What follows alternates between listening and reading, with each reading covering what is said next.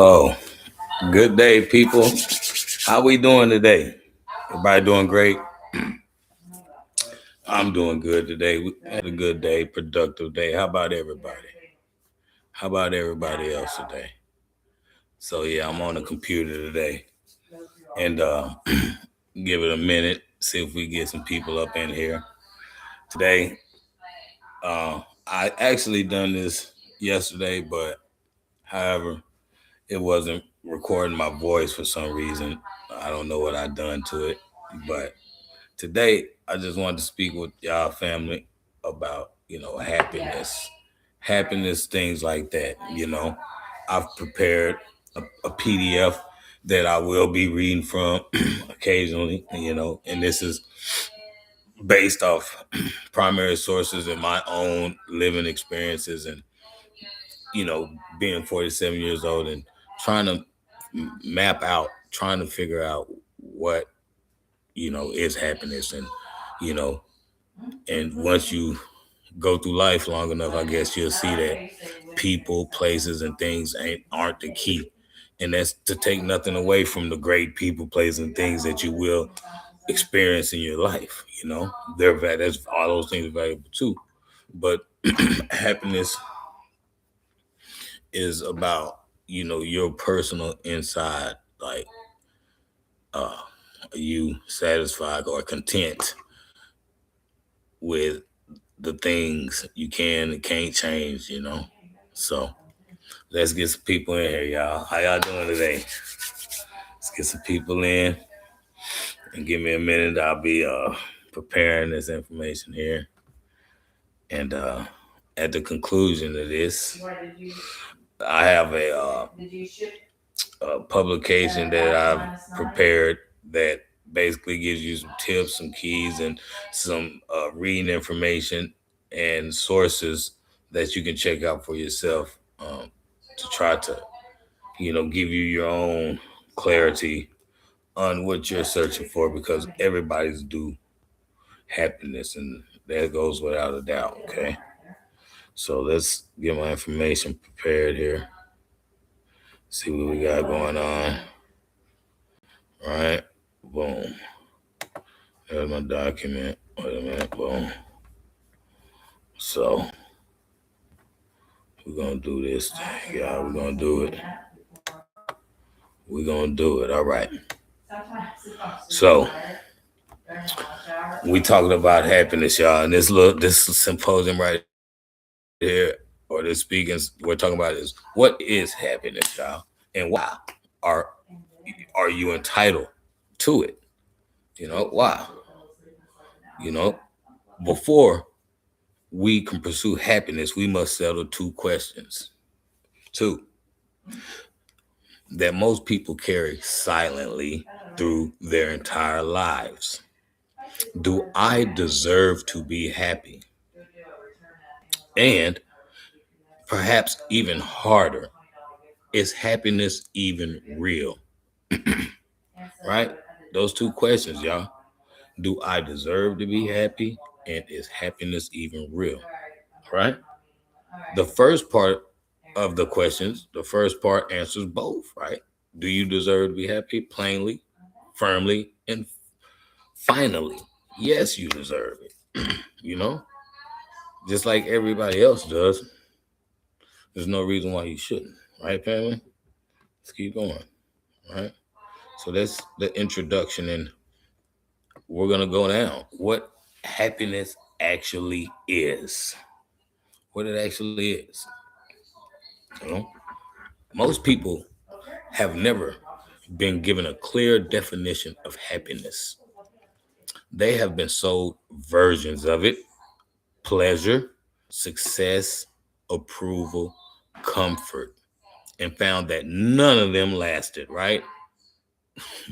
If we don't begin to understand what it is, we will be sold many versions, right? Pleasure, success, approval, comfort, and out of all those things, we found that none of them really lasted, right? You still feel a certain type of way.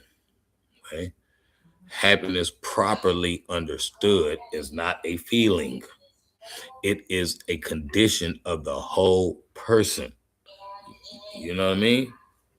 It isn't a feeling. And that's why we're speaking on this today, family. This is exactly why. Okay, it is the state of a human being who is fully alive, engaged with meaning, connected to others, growing in character, at peace with what cannot be changed. This world, man, puts a lot of pressure on y'all, family, on all of us, family. You know, and that's why this was uh, put together to help everybody, even myself included. Not get caught up in all the hubbub and things like that that goes on while we're out here pursuing happiness, so to say. Okay, the ancient Greeks called it eudaimonia, a word closer to flourishing than to pleasure. The Stoics call it tranquillitas animi, the quiet steadiness of a well-ordered soul. The African tradition spoke on Ubuntu, okay, the wholeness that comes through belonging to others. Every civilization has pointed at the same thing with different words. It is not what happens to you, it is what you become, right? Do we get that, family? We got that, y'all. We got to get that. We got to understand that, okay? And then we go, happiness is not something ready made, it comes from your own actions, attributed to Tibetan wisdom, you know, restated in every culture that has ever thought deeply about what it means to live well, right? What it means to live well, y'all. We're all looking for those things. We're all, in search, like I said, the movie, right? The pursuit. But, however, um, the pursuit of happiness is not of material gains. It isn't those things because those are short lasting. All right, the right to be happy. There's a quiet, devastating lie that many people absorb in childhood and carry into old age, that happiness is earned, that it is a reward for the good, the successful, the deserving, and that if you have not arrived there yet, it is because you have not yet qualified. This lie must be refuted. It must be refuted, family. Okay, we got to get that back and refute that. No, no, no, no, no. We rebuke that, okay? The right to happiness is not a philosophical luxury. You know what I mean? It is the birthright of every living person. No philosophy worth its name, no tradition worth its respect has ever declared suffering is the proper condition of the human being. Right? So that tells you right there. No nation, because they understand the great traditions, the Stoics, the Buddhists, Kemetic, Islamic, indigenous, excuse me, Christian, humanist, all agree on this.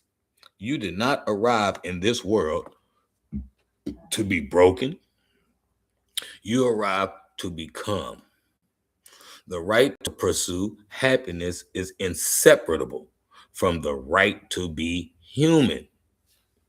You understand? That makes sense, y'all. See, and when we watch that movie, The Pursuit of Happiness, right? They give you a glimmer of this. I don't know how we watched it, but they're telling you the name of the show, right? So as we proceed, right? And then the duty of happiness, okay? And yet, the right alone is not enough. There is something more demanding. hidden inside of the pursuit of happiness, a duty, not a duty to perform happiness for others, not a duty to pretend, a duty to yourself, to the people who love you, and to the world that needs you at your best. That's the duty of happiness, right? When you abandon your own happiness, when you tell yourself it doesn't matter, that others come first, that you will go get it someday, you do not become noble. You become a diminished version of yourself, y'all. When you are in the pursuit to make everybody else happy, right? That doesn't make you noble. That makes you become a diminished portion version of yourself, you know?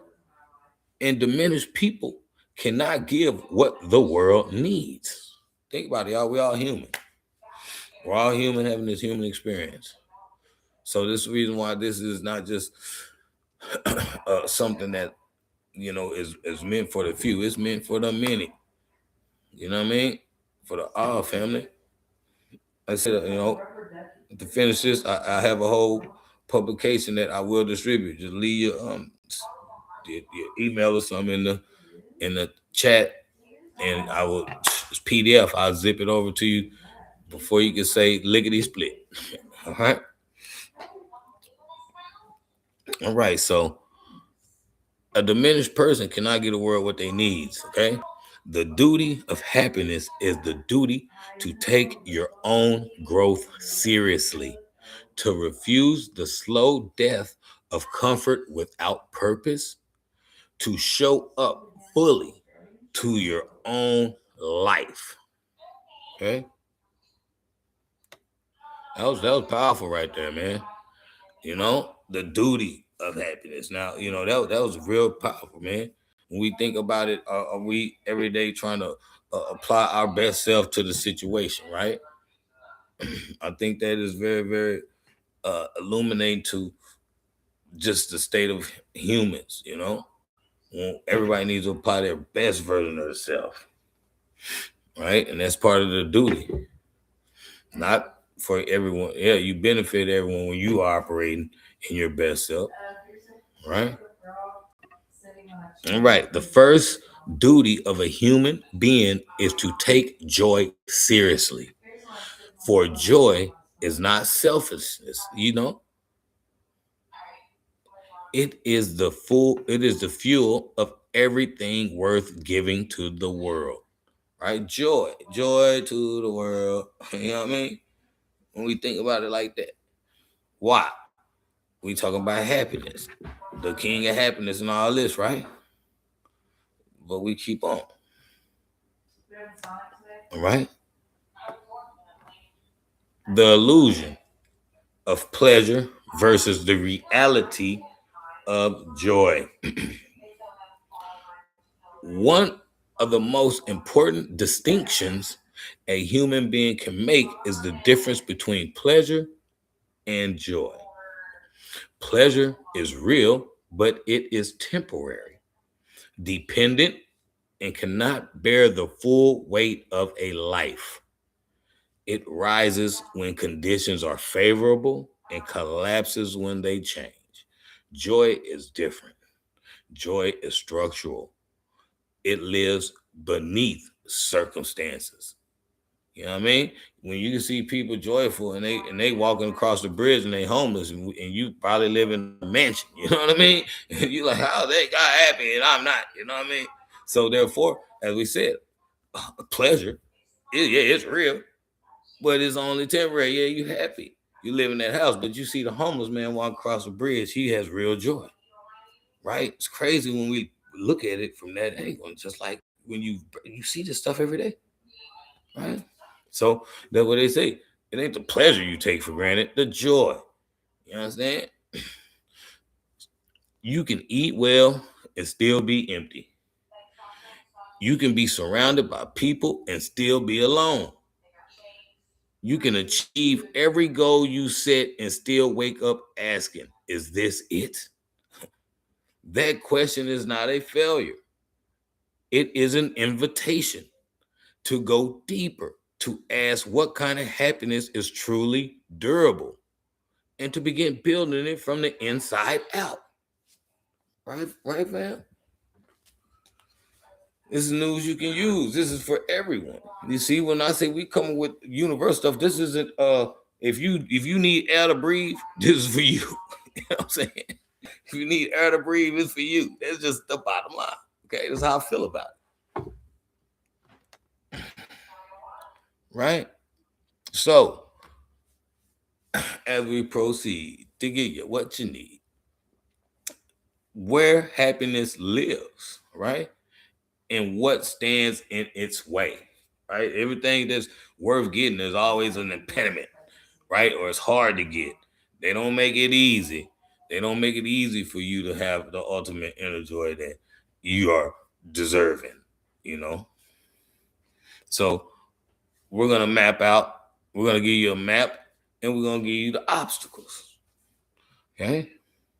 And this, like I said, this is just for a human being that breathes out. If you need air to breathe, and if you need water to drink, these words are for you. Even if you embody these things, you can still pass the information along to help someone else get to that level. You know what I mean? Right. Take a drink real fast, people.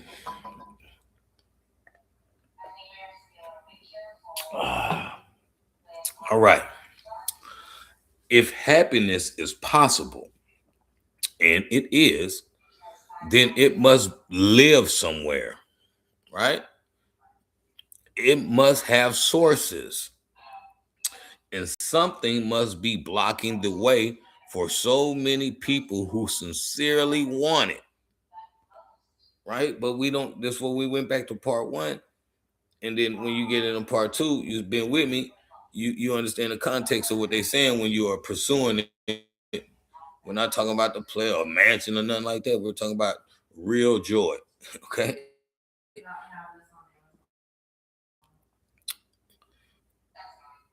This part names both. Okay. The reason, we're going to give you the real sources of lasting happiness and the honest obstacles that must be seen clearly before they can be overcome. Okay. These is just this is just from like my little portion of reading, and just really in my truck riding and having conversations with myself and coming up or just getting these thoughts. And you got to put them into context, okay? And that's what we're attempting to do here right now. All right. So the true sources of happiness, y'all, the true sources, right? Decades of research now confirm what philosophy and tradition always knew. The sources of lasting happiness are not found in wealth, fame, or the absence of difficulty. They are found in connection, contribution, meaning, and growth. You understand, y'all? Let me run, you know, they are found in connection, contribution, meaning, and growth. All right?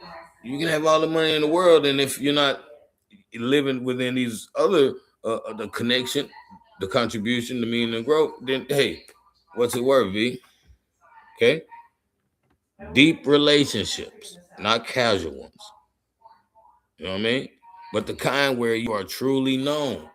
That where you want to know you, they you is a deep connection, right? Are among the strongest predictors of lifelong well-being. Purposeful work, purposeful work, whether paid or not, that uses your gifts for something beyond yourself, right? See, like me, I mean, I'm doing this. This makes me happy. I find where I'm using my gifts for something that I'm giving, and I'm not asking you for anything. You know what I mean?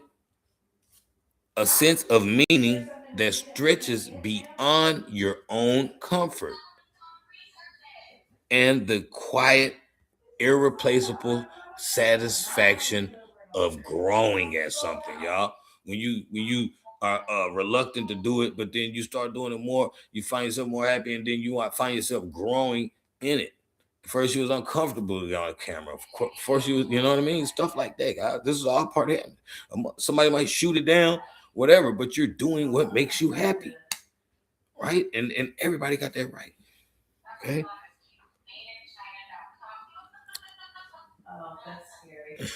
A sense of meaning that stretches beyond your own comfort. Okay.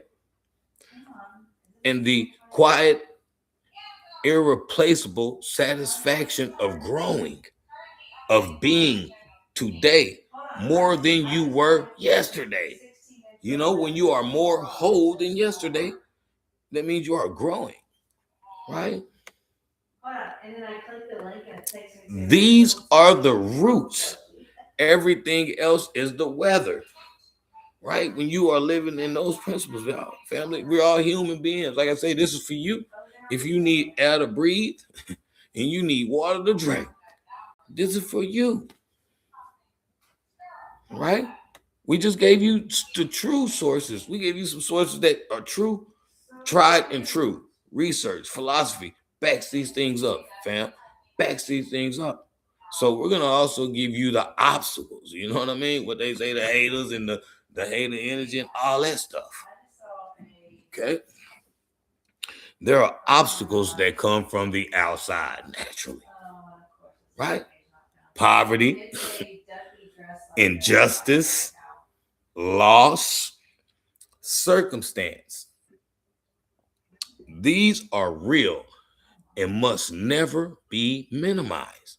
But there are also obstacles that carry inside ourselves that we carry, and these are the ones that most require courage to name. Yeah, you got to go inside yourself, y'all. Those are the ones you got to have the courage to call out. What's the obstacle that's keeping you from being happy? You got money, you got food, you got water, you got air. You know what I mean? Just tell the truth though. You see? You see? Tell the truth, shame the other guy. You know what I mean? It's that simple. And once you start doing that, people, oh well, so what you like to cut dogs, or so what you like to do whatever you like to make you happy, but you don't want to tell nobody. And I'm saying constructive stuff, because you might be around some hard heads, and they, oh, you man, what do you mean you like to make rubber duckies?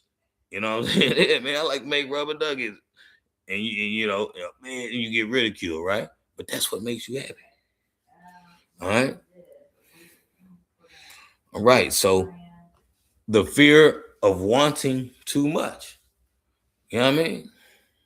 The habit of comparison. The comfort of victimhood, which at least offers an explanation for the pain. The avoidance of the very growth that would free us. The tendency to mistake busyness for purpose, right? Not business, busyness, you know, staying busy. And you think, well, you know, everybody, he's busy, but there ain't no purpose in it. So therefore, it's fruitless as far as your happiness. Uh,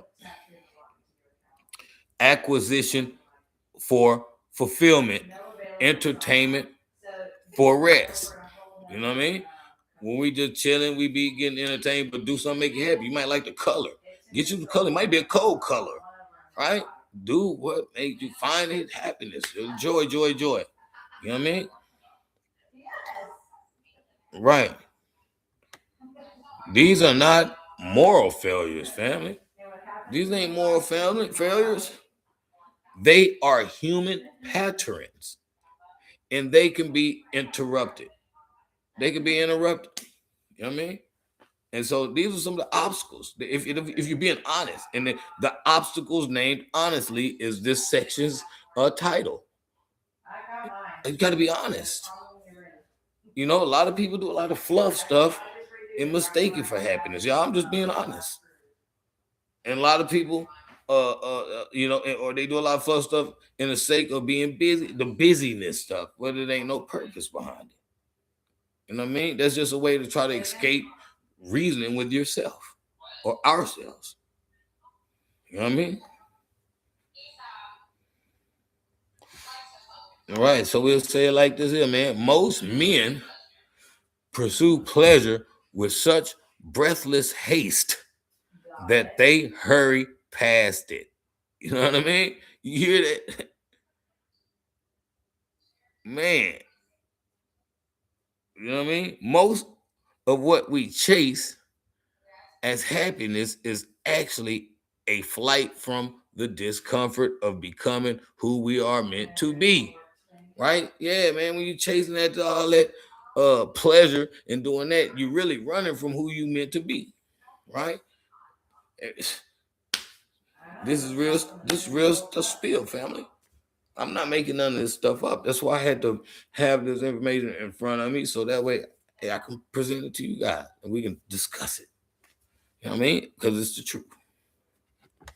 All right. And then we deal with the obstacle of comparison. Right? We're human, family. You look around, everybody got family members and friends that went off and doing this and doing that, and you might be still up in your neighborhood, but you happy until you start looking outside like damn. You know what I mean? I could have did this and that and the third. But let's read on. Nothing destroys the experience of what you have more effectively than the image of what someone else has. Right? Nothing, hey man, you can start looking at man, I don't like my cup no more. I like that cup. You know what I mean? Nothing destroys the experience of what you have more effectively than the image of what someone else has. Comparison is ancient, family. Comparison is ancient. It's like we nothing new under the sun. We ain't the first persons that are talking about these things. We're not the first persons living these things. We're not the first person that has to deal with this. You know what I mean? Nothing new under the sun, family. We'll keep on. It appears in every culture, every century, every household. But the modern world has turned it into a permanent condition, delivering an endless stream of curated lives designed to make yours feel insufficient. Think about it, family. We on social media as we are right now. You know what I mean? And it's designed for these influencers to impress you, so that way you'll seem insufficient when you measure yourself up against them or in comparison. You know what I mean? And then you got other people that be comparing you. And then when then you start comparing yourself to something. It's just a vicious cycle, family. You have to be happy with yourself. That's why they say that. Are you happy with yourself? Come on now. Let's talk, family. The antidote here is not to stop noticing others. Yeah, you get to bear witness and choose which route you want to take. You can bear witness to a junkie on the corner, or you can bear witness to a millionaire in a mansion, right? Hey, it's nothing wrong to see that and to notice that. That's natural as well. All right. It is to return repeatedly to your own standard, right? The standard of who you are becoming, not who someone else appears to be. The only comparison that produces growth is between who you were yesterday and who you are today. You understand that, family? Does that make sense? Everybody, hey, I'm human, man. We're all human. Let's talk about it, family. If you need air to breathe, this is for you. If you need water to drink, this is for you. You know what I mean? Nobody's ever too high to not get something that's useful. You know what I mean? And I come with all due respect with this, family. I brought this to the family because of the simple fact I felt it was needed, and because we all go through these things. We're on social media right now. It's easy to, when you see all these things, it's easy to say, I wish mine looked like this, I wish this was that, and then now you're all confused, and now you're not happy because you're in pursuit of somebody else's happiness. You know what I mean? So let's continue, family. Hey man, thanks for share this stream if you're on, man. Share it, like, subscribe, y'all. Give me an email and I'll send you a publication. I'll give you a book. You email me, I'll send you a book, a PDF of PDFs, man. Just like that. You know what I mean? And then you can do with it as you wish, but it's just, you show love to me, I'll show love back. You just send me an email and I'll send you a publication. I have a publication on this right here. This is just for speaking purposes, but it's a lot more that I started preparing this. This is truthful. Probably, what is the month of this? May? February. In February. And I'm just now speaking on it in May. This is the truth, because I've been tinkering with it here, tinkering with it there, So now I felt like it was the right time to bring this out. All right. So let's go. The gift within the obstacles. You see, where everything you have to go through, there is what a blessing in disguise that you had to go. I'm not saying something stupid, traumatic. I'm not saying that the God intended for you to get flipped upside down and get you know what I mean? No. We saying that there's a gift within this obstacles that we're talking about pertaining to happiness. Okay. Let's stay on topic, y'all. Let's stay on context, okay? Thanks for watching, everybody. Thanks for tuning in. Hope y'all had a good day, blessed day, So we're going to continue, man. This is just a symposium on happiness. And as I said, you can play this back if you like. Or if you like, send me your email and I will give you guys a publication. No problem. All right? Right. Every obstacle on the path to happiness carries hidden inside it a gift. The obstacle of pain teaches us the shape of what we love. The obstacle of failure teaches us the degree of our own resilience. The obstacle of loneliness, when moved through honestly, becomes the very thing that deepens our capacity for connection. This is not sentiment. It is the testimony of every human being who has ever moved through something hard and emerged, not merely surviving, but enlarged. The obstacle is not the opposite of the path. In most cases, it is the path itself. Let that sink in for a minute, family. You know what I mean? This is not sentiment. This isn't. It is the testimony of every human being who has ever moved through something hard and emerged, not merely surviving, but enlarged. The obstacle is not the opposite of the path. In most cases, it is the path itself. I had to read that again just so it can sink into my logic, even though I've read this, I had to read it before I read it to you guys, right? We got to proofread it. So it's just, just like anything else, the second time you read, third time you read it, you're going to find something different in it, right? And that's with anything you read. That's why it benefits you to read something more than once, not just back to back, but read it once. And then over time you read it again, you'll discover something new.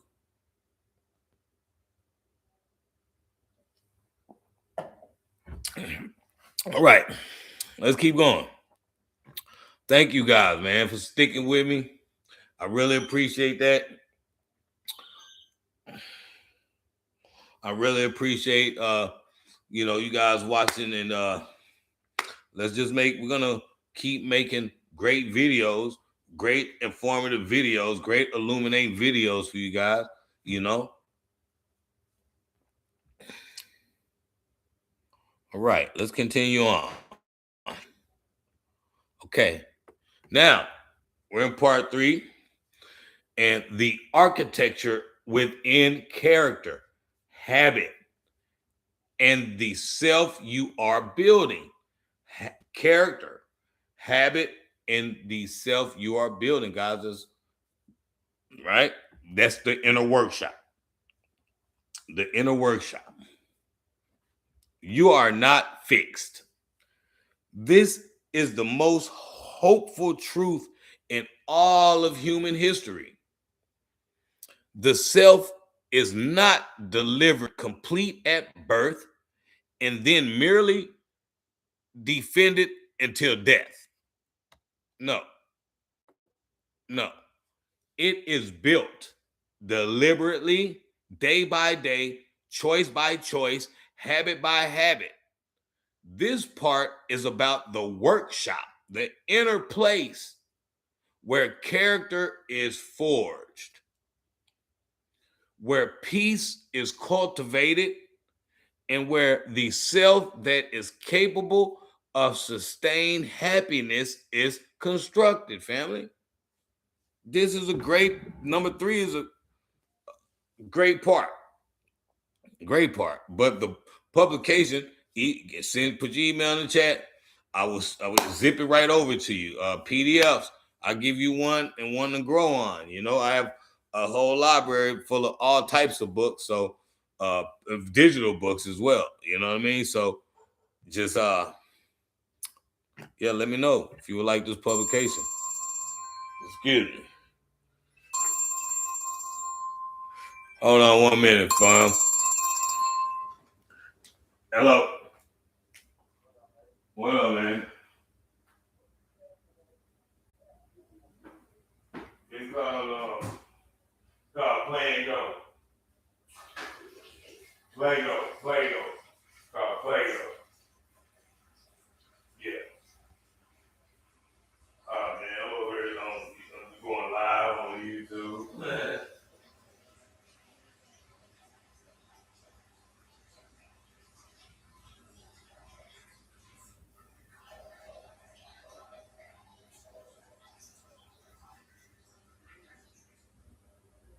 Already, man. Look, you get that shit together.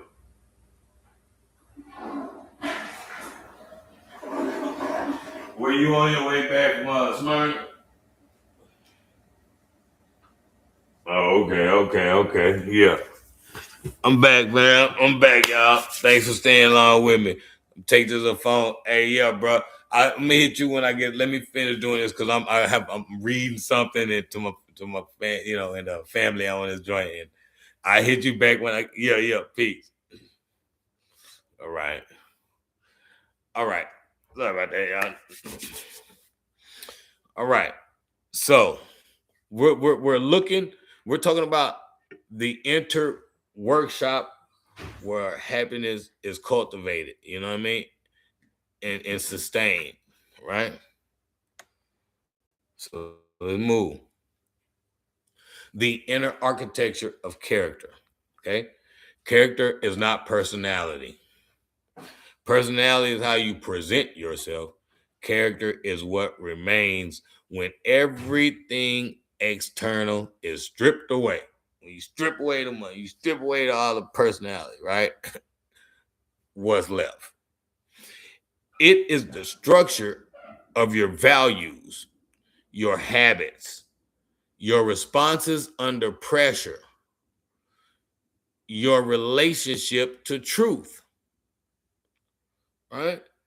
Every great tradition that has thought seriously about happiness has concluded the same thing. A life built on strong character is a life capable of sustaining happiness through any condition. The Stoics call it virtue, right? The Islamic tradition call it haklak, kalak. The Kemetic tradition call it mayat. The Confucian tradition call it ren humanist. Different words, one insight. The quality of your inner life determines the quality of your experience of everything outside it. All right? Sow a thought. Okay? Reap an action. Sow an action, reap a habit. Sow a habit, reap a character. Sow a character, reap a destiny. Widely attributed across traditions, true across all of them. Right? The power of habits. You do not rise to the level of your intentions. You fall to the level of your habits. This is not a criticism, family. It's not because I have habits. We all have habits, right? And we are if you become at the mercy of your habits, right? Then it changes. You control the controllables, and some things you can't. So let's continue on, family. This is not a criticism. It is a liberation. Because if habits shape your life and habits can be changed, then your life is far more malleable than it feels on the hardest days. Guys, think about it. Just your life is malleable, right? However you want to say the word. The context remains the same. You know, the architecture of happiness is largely an architecture of daily practice. What you give your attention to when you wake, how you treat your body, what you read, who you spend time with, what you say about yourself in the privacy of your own mind. None of these are large decisions. Each one is small, but compounded over days, months, and years, they become the entire shape of a life. You know, that's what this is for everyone. Family, what I say, if we all need air to breathe and water to drink, and we all in a pursuit of happiness, but this is some things that can help us become happy in our everyday lives and not take away the exterior things, take away the outside forces that don't want to really see you happy to the best of your potential. Because when you're happy, you're going to operate to the best of your potential. Okay? Find what makes you happy, guys. If it's talking to whatever, Elmo, you know what I mean? It doesn't matter. No one can ridicule what makes you happy. What we're saying, righteous things, y'all. We're not talking about anything other than the pursuit of happiness, right? All right. Self-making, right? You have to mold yourself. We talked about personalities. We talked about characters. We talked about things like that. So you have to making yourself the ongoing project. You always have to continue to work on yourself, right? The most ancient and the most modern philosophies agree on this. The self is a project. Okay? The self is a project, not a given. Right? Not a given. Note sioton. Note sioton. Note sioton. Know thyself. I guess that's in Latin, right? Or Greek, right? It's either one of those languages. Note silton, I'm saying Greek. Know thyself was not a suggestion to look inward once and rest satisfied. It was an invitation to a lifelong inquiry. Who am I becoming? What am I building? What must be released so that what is truest in me can grow? Self-making is not self-obsession. It is self-responsibility. The person who takes their own growth seriously becomes more useful to everyone around them, not less. You cannot pour from an empty vessel, but a vessel that is constantly being refined, deepened, and strengthened, then that is a vessel that gives abundantly, right? Then we go to peace of mind, right? We always heard not a Piece, peace of mind, right? We're talking about a Peace, a peace of mind, peace of mind, the highest happiness, right? There is a happiness that does not depend on anything going well. It is not numbness. It is not indifference. It is the deep stillness of a person who has made peace with the nature of things, who knows what they can control and has released what they cannot, who has done what was theirs to do and rest in that. Do your part, right? We get caught up, we're humans. We get caught up in things we can't control, right?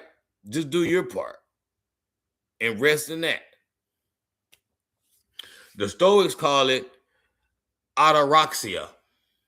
Ataraxia. The Buddhists call it equanimity.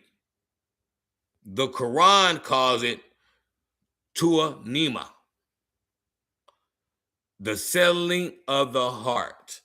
Every tradition that has seriously pursued the highest human flourishing has arrived here. The peace that passes understanding is not given from the outside. It is cultivated daily from within. And it is available right now to anyone willing to do their inner work. Anybody that's willing to do the work is available to you right now. Right now, whatever makes you happy, you can get that. All right. Then we go. Part 4. Thanks for staying with me. This has been a great conversation I've been having. So I've really enjoyed. I enjoy building the information. You know, I enjoy proofreading the information. I enjoy doing the research to get the information. I enjoy all aspects of it. That's why I say like enjoy, right? We said joy. Enjoy, right? So it brings me joy just doing the research and getting the information to be able to present to people with all due respect. Right? The life well lived, purpose, work, and the meaning of it all. I'm looking out my door, my front door, and the meaning of it all. The summit and the return. There comes a moment in every serious pursuit of happiness when the question shifts. It is no longer, how do I feel good? It becomes something larger. What is my life for? This final part is about that question and the extraordinary freedom that comes when a human being finally answers it honestly. You know, guys, so as we've been building through this conversation, we've seen words that pop up constantly. Honestly, honesty, joy. I mean, this is all. That's why I say it's universal for us all, right?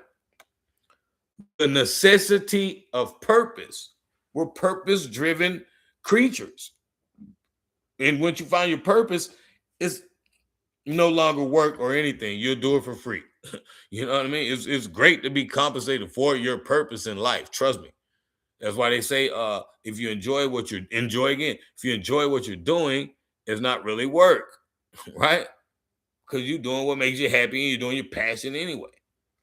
So human beings are meaning-seeking creatures. We do not merely want to exist. We want to exist for something. Viktor Frankl, writing from inside a Nazi concentration camp, made the discovery under conditions that stripped away everything. The person who has a why can endure almost anyhow. Wow. The person who has a why can endure almost anyhow. Purpose is not a luxury for the philosophical. It is a biological necessity. Studies of longevity, recovery from illness, resilience in adversity all point to the same variable.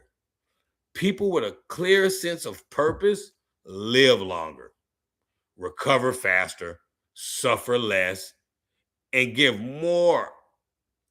Purpose is not found by waiting, it is built by paying attention to what you cannot stop caring about.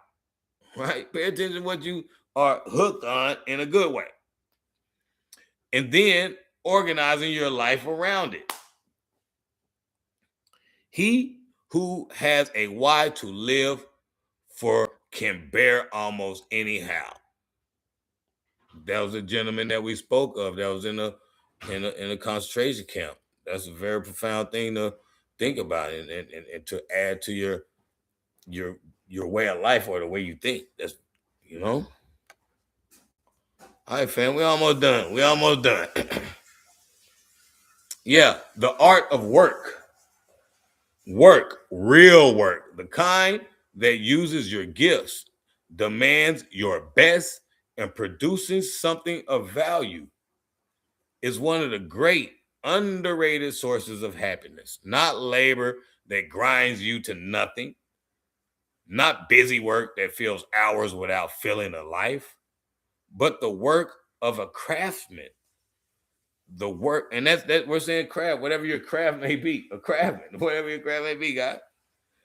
The work that you would do even if no one was watching, because it is a form of becoming. There's a psychologist, Mahale, and his name is ultra complex. I'm not going to butcher it.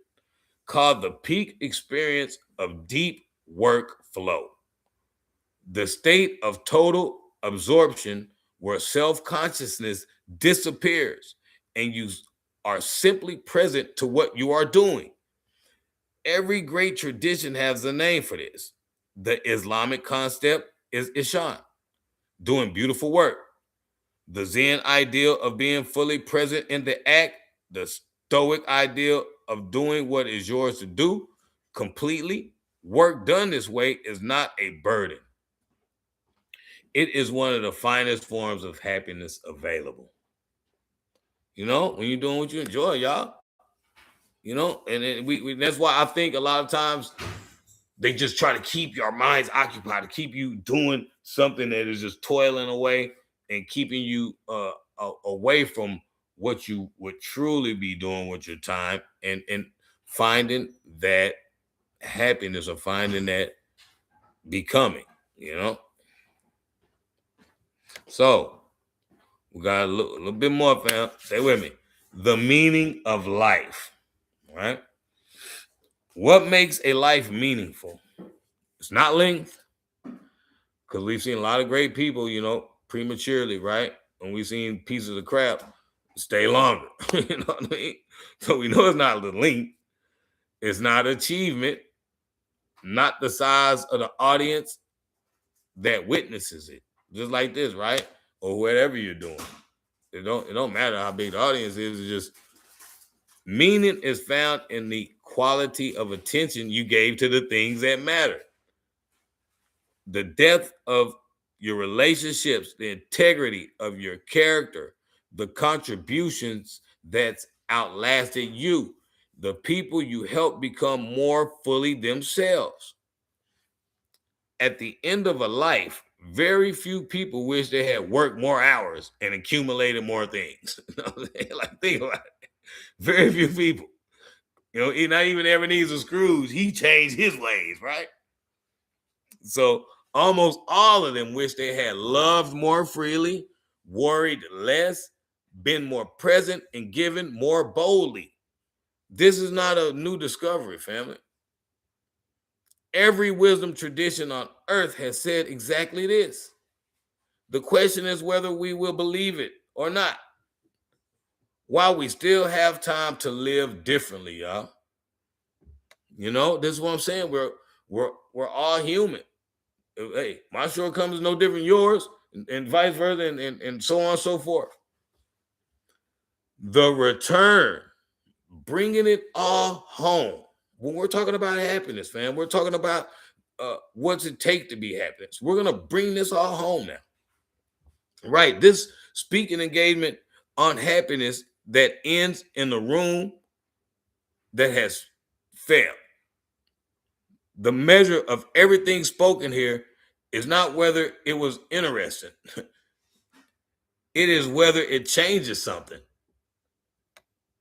Not dramatically, not all at once, but one honest conversation, one habit reconsidered, one permission finally given to yourself to want more from yourself, more from your life than mere survival. Happiness is not a destination you arrive at. It is a direction you choose. Again today, again tomorrow, and again in every season. Through every difficulty, beyond every setback, the choice is yours. It has always been yours. And it is available to you right now. In exactly the life you are already living. If you are willing to build it one day, one character, one courageous choice at a time. Right. The happiness of your life depends upon the quality of your thoughts. Marcus Aurelius, written by an emperor, but true for everyone. Hey, go and live it. Every tradition represented in this symposium across civilizations, centuries, and cultures has arrived at the same destination by different roads. The name of that destination is not happiness as the world sells it. It is the quiet, unshakable, deeply earned sense that you are living as you were made to live. Fully, honestly, purposefully, with love for the people beside you and respect for the person you are becoming. That is what this was made for. Not to give you a theory, to give you permission and a map. The rest is yours, y'all. I appreciate it for watching this. If you like what you heard, just put your email in my chat or email me at aaronwalls78@gmail.com, and I will give you the publication that the symposium came from. And it's a publication that I created. It's a publication that I created. It's a publication that I gathered and compiled, and it's very, very relevant primary source information. Also, on top of my lived experience in life, so my lived perspective on how I perceive some things on that. So I appreciate everybody. That was great. And I appreciate everybody that watched. Until I see y'all again, peace.